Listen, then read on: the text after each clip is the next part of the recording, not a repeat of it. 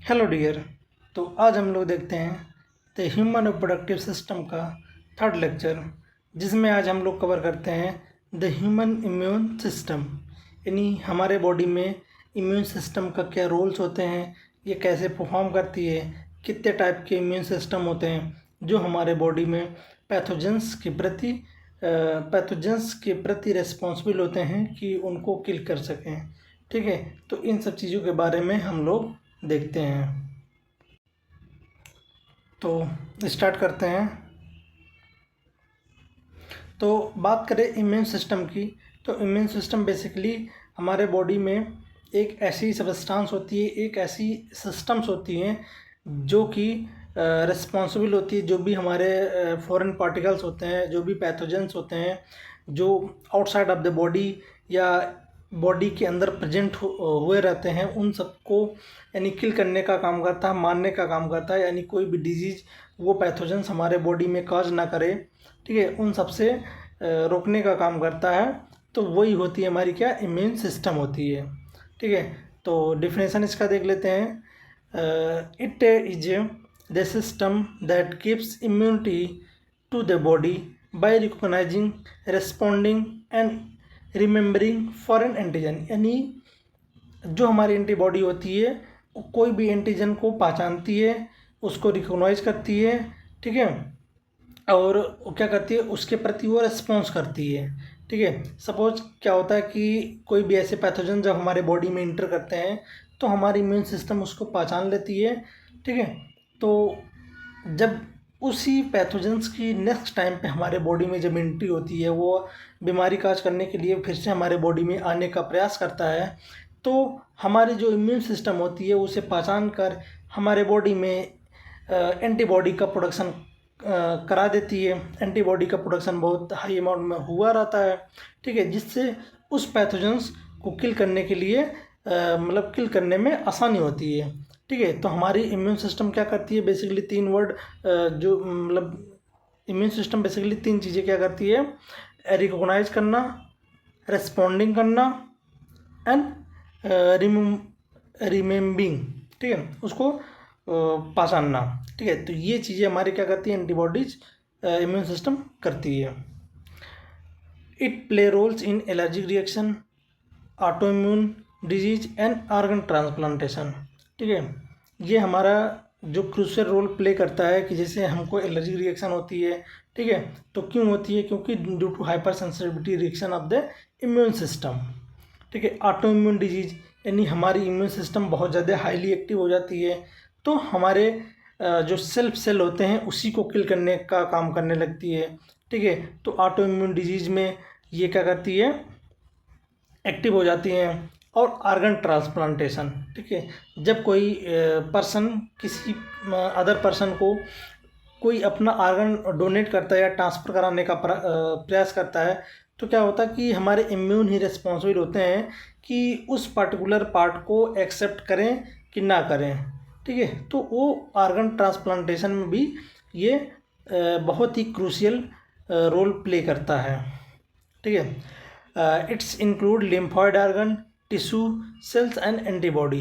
ठीक है, जिसके अंदर यानी हमारे इम्यून सिस्टम की बात करें तो इम्यून सिस्टम के अंदर हमारे लिम्फॉइड ऑर्गन्स आते हैं, टिश्यू सेल्स आते हैं एंड एंटीबॉडीज आते हैं। ठीक है, तो ये तीन सेल्स हमारे बॉडी में प्रेजेंट होते हैं जो कि हमारे इम्यून सिस्टम में प्रेजेंट होते हैं, और इनका हम एक एक वर्क देखते हैं, इनका मतलब क्या क्या फंक्शन होता है हमारे बॉडी में, उसको हम लोग देखते हैं।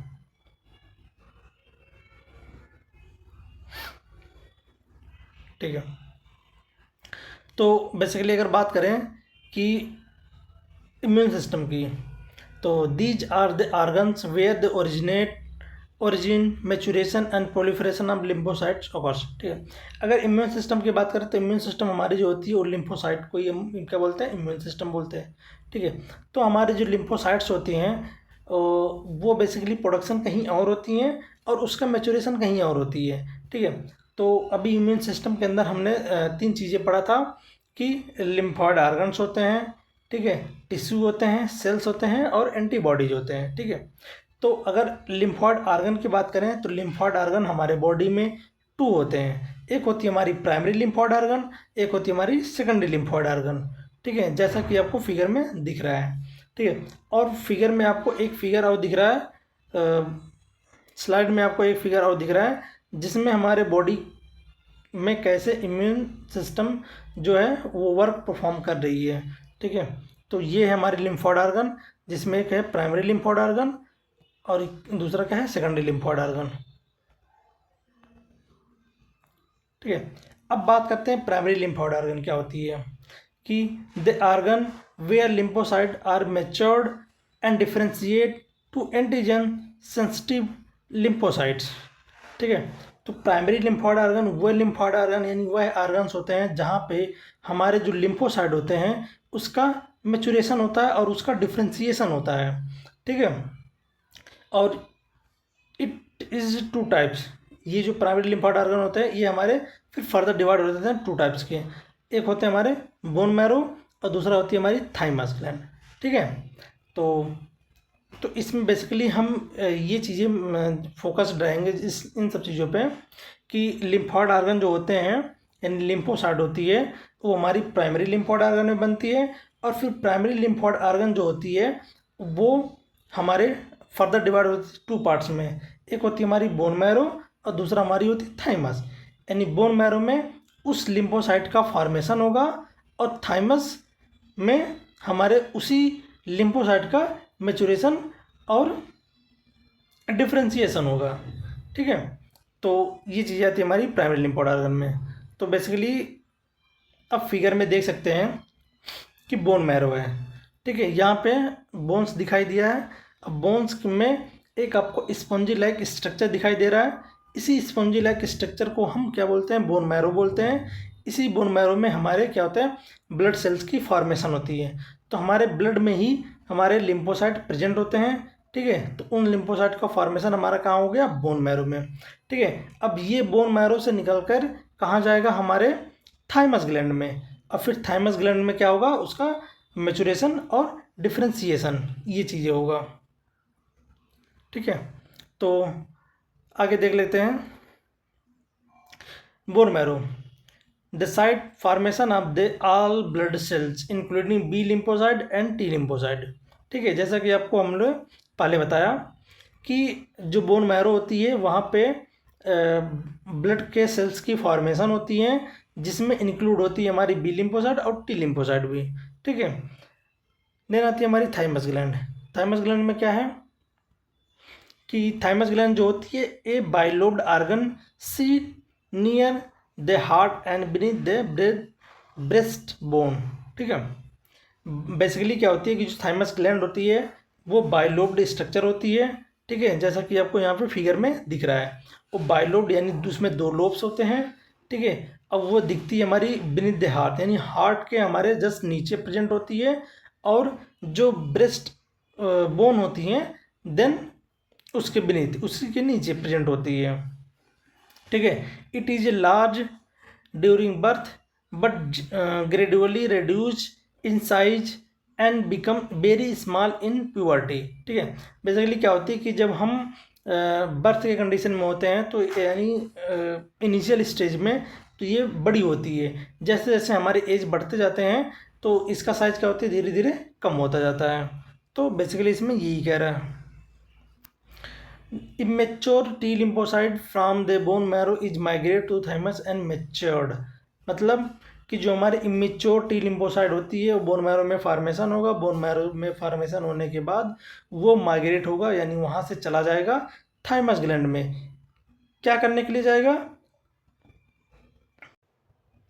तो चला जाएगा वहाँ पे मैच्योर्ड के लिए यानी मैच्योरेशन के लिए। ठीक है, अब बात करें सेकेंडरी लिम्फोइड ऑर्गन की। तो बेसिकली सेकेंडरी लिम्फोइड ऑर्गन क्या होता है उसके बारे में देख लेते हैं। The organ to which matured lymphocyte migrate from primary lymphoid organ intact with antigen and they proliferate to become effector cell.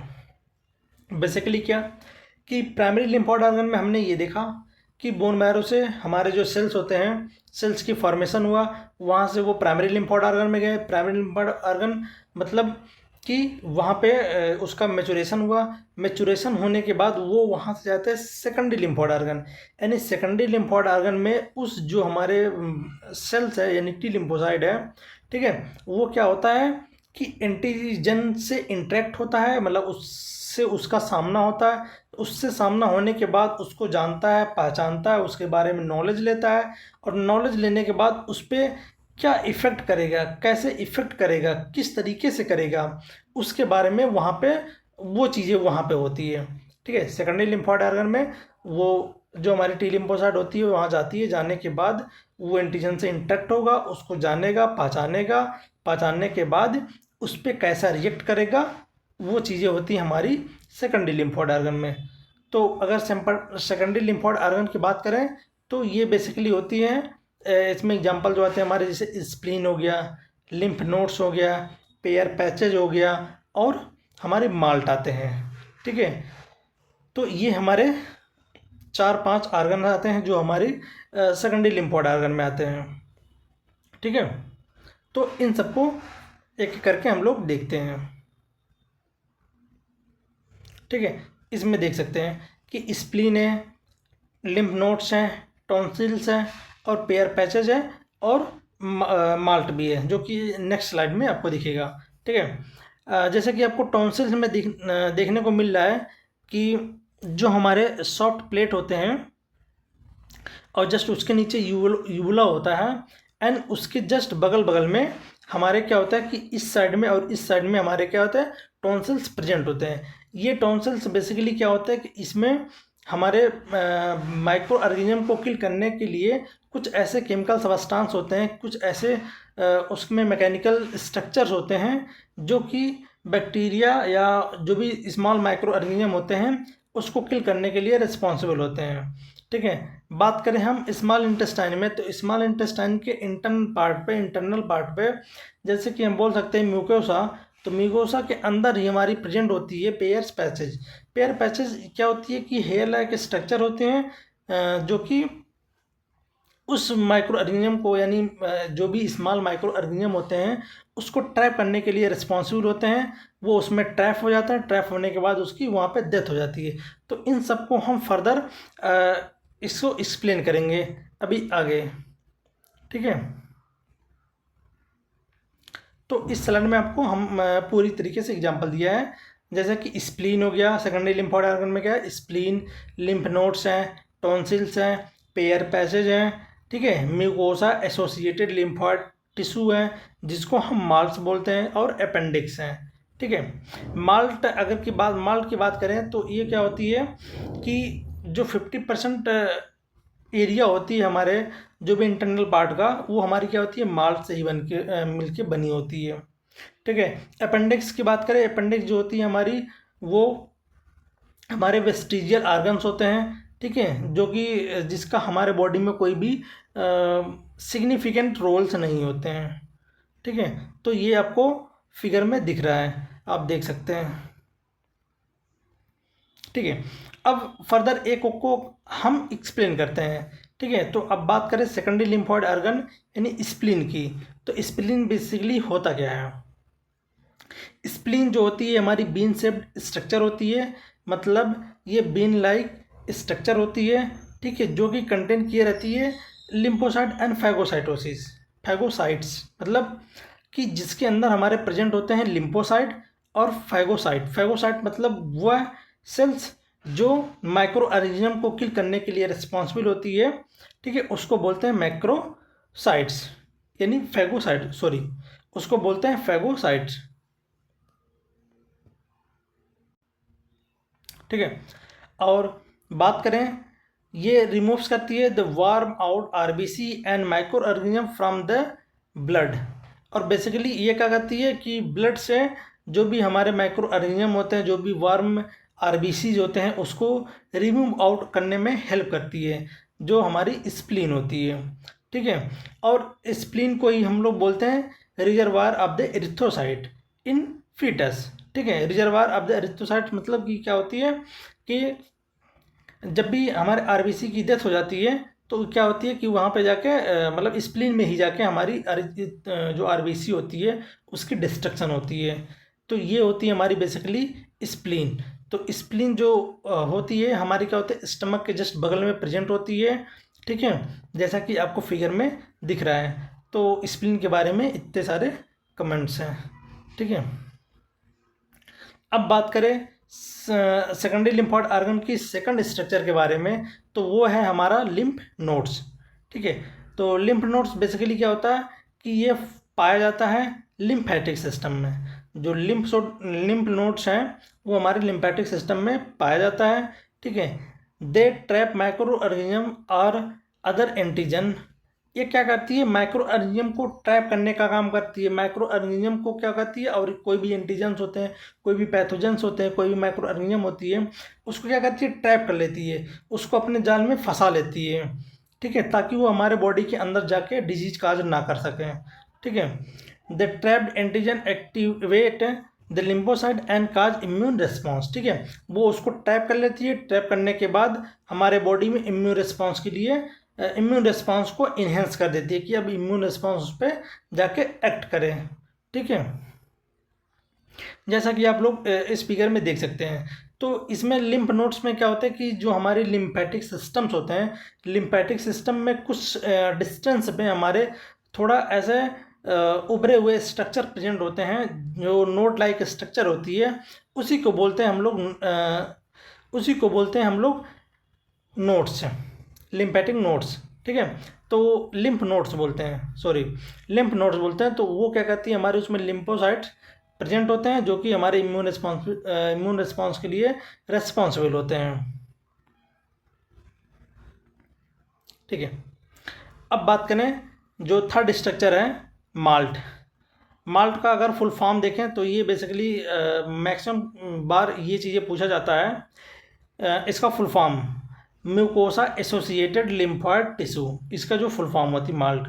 It is located with in the lining of the respiratory digestive urogenital tract, यानी हमारे body में respiratory system, digestive system, urogenital tract की जो inner lining होती है वहाँ पे ये प्रेजेंट होती है, ठीक है। और बेसिकली ये क्या करती है, एक कंस्टिट्यूट होती है 50% ऑफ द लिम्फोइड टिश्यू की, यानी जो हमारे इन रेस्पिरेटरी डाइजेस्टिव और यूरोजेनिटल ट्रैक होती है वहाँ की जो इनर लाइनिंग होती है, वहाँ का जो 50% स्ट्रक्चर होती है, जो टिश्यू का बना होता है वो हमारी क्या माल्ट टिश्यू का ही बना होता है, यानी लिम्फोइड टिश्यू का ही बना होता है, ठीक है। बनने का रीजन्स क्या है, और बनने का इसका रीजन्स यही है क्योंकि जो भी हम चीज़ें इंजेक्शन करते हैं, खाते हैं, पीते हैं, ठीक है, तो इसी वे से ही तो हमारे बॉडी के अंदर जाती है वो चीज़ें। जब हम इसी वे से हमारे बॉडी के अंदर जाती है तो उसमें कुछ ना कुछ माइक्रो ऑर्गेनिज्म, कुछ ऐसे पैथोजेंस होंगे जो हमको डिजीज काज करने के लिए रिस्पॉन्सिबल हो गए। बट अगर वही चीज़ें लिम्फोसाइट अगर उस एरिया में प्रेजेंट होगा तो वो क्या करेगा, उसको किल करने का काम करेगा, यानी हमारे बॉडी में डिजीज काज नहीं हो सकती उसकी वजह से, यानी लिम्फोइड टिश्यू की वजह से, ठीक है। इसलिए 50% जो होती है लिम्फोइड टिश्यू हमारे इस एरिया यानी इस वाले एरिया के रीजन में प्रेजेंट होता है। जैसा कि आपको फिगर में दिख रहा है कि जो हमारी इनर लाइनिंग होती है, इनर लाइनिंग हमारी किसकी बनी होती है, लिम्फोइड टिश्यू की, ठीक है। तो हम लोगों ने मतलब माल तक इस लेक्चर में देख लिया, ठीक है। आगे हम देखेंगे अपेंडिक्स, ठीक है, देन इसके बाद हम लोग आगे इसको कंटिन्यू करेंगे, ठीक है। तो आज के लिए बस इतना ही, मिलते हैं नेक्स्ट क्लास में।